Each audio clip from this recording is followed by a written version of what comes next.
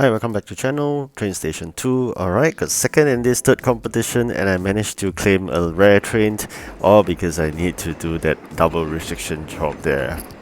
And also the fact that with the continuous working really hard, we managed to complete a second quest line. So things will get tougher and tougher as usual. So with that good number of EP head start I've collected, now I really got to focus on this furniture here with some bonus. But things are really not doing that well because we know that with this 900 over furniture tables there, we do not need to basically rest.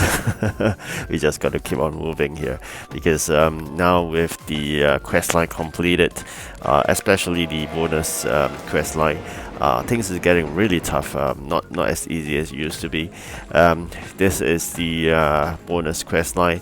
I'm just trying my best to see whatever we could do to complete within that 3 hours bonus time, because you know that sometimes those rewards are really fantastic, especially with those with EPs that allows you to climb the ranking chart. Alright, so as usual, always keep your event factory busy. The other non-event items are rarely asked. So after much hard work and the good number of EPs that we work on, I'm clinched onto second at the start. Okay, so I thought it wasn't that bad after all. We have started late as usual. We still have 1 day 12 hours. That means I started about 12 hours late. What's really surprising is really the fact that it was short competition, and that actually drives us a bit nuts because we really keep on driving ourselves to complete those jobs. And what's really happened next gave me a shock of my life. You can see my ranking has dropped to 6, and we have so many active players in the team. Despite starting so late, this is not usual. And giving you a so-called flavor in terms of the view profile, basically that's what I always do. I always view the profile of the players in the competition chart, because you know that those with very high, like this guy here, is basically one of the winners. So whoever with the highest number of headquarter points is a reflection on how well they do in terms of competitions. So these are the people you got to wary of. Unfortunately for me, this time around in this third competition, there are many in the group itself. I don't know why. Does the magic of starting late has worn out? I also don't know, because apparently we have always been doing that and it works. But this time around, despite starting really late, we are actually grouped with very strong competitors, and it is getting harder and harder, especially with the change of the methodology in grouping.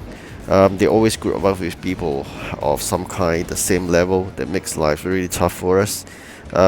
Fortunate for me, I managed to get a few of those bonus EP that allows me to climb back up in the chart, and I'm back to second where I first started. But soon you realize that people are really fast, and probably they may have actually completed some bonus as well, and I start dropping back to third again. So this is really not easy, especially with the first one, I think, getting really fast. And basically what frustrates me next is really the items that they ask for. I think asking for containers, I think, is perfectly fine. But when they start asking for items that is basically repeated. So what I mean by repeated, for example, they ask for those nails, which you know that it comes from steel, right? And then next moment they ask for furnitures, which actually has a component using those saw blades as a subcomponent, and you know it comes from steel as well, and it's the same factory. And you know what, then they ask for saw blades. So when I hit with furniture, come nails, come saw blade, I know I'm doomed. Apparently all of them come from the same source, which is steel, and all needs to be manufactured from the same factory. So this is something I think we got to really watch out for. whenever it's possible, try to have two of the items that you have impulse supply with. Otherwise, you may be stuck. So as I really I just want to show you this. They asked for a huge number of those saw blades. I didn't make so-called preparation for that. I thought that the next item will be something else. So I go ahead and completed my containers. I should have actually start building the saw blades, and then we may be much better off. Then next hits me with a nail, as I mentioned earlier. That actually shocked me because both comes from the same location source, same factory, and then I started really to start building them slowly. As you know, getting the nails must be much faster. I think about 10 minutes, whereas getting a saw blade set is about 20 minutes itself. So that's really tough. And of course, in order to do the double restriction, I got to do this. I got to apparently claim this fantastic rare train from here. Of course, I would have claimed that legendary train if I've given a choice, but because I really need to get this out in time, because I really need that 77th additional EP bonus, I have to claim that train. Otherwise, I may not be able to complete this. So I'm quite fortunate that I managed to have sufficient event keys. Otherwise, I would not be able to climb up that chart. So that 77 EP bonus helps me really a lot. Otherwise, I think I'll fall way below to maybe beyond top 5 itself. But along the way, not only this job, I did another one, I think, with bonus EP. So it's really important you got to work on those bonus EPs, no matter how hard it is, because nonetheless, you got to clear it, right? There's no bin icon where you can actually dump away or trash away that dropped. So eventually you really got to clear it anyways. So rather, why not take advantage of it and then claim it, the bonus, and allow you to climb up that chart? Because as I said, 77 with additional bonus plus the base itself is 100 over EP. So where would you able to get 100 over EP? If you do it in another job like 30 plus, you need to do 3 or 4 jobs itself.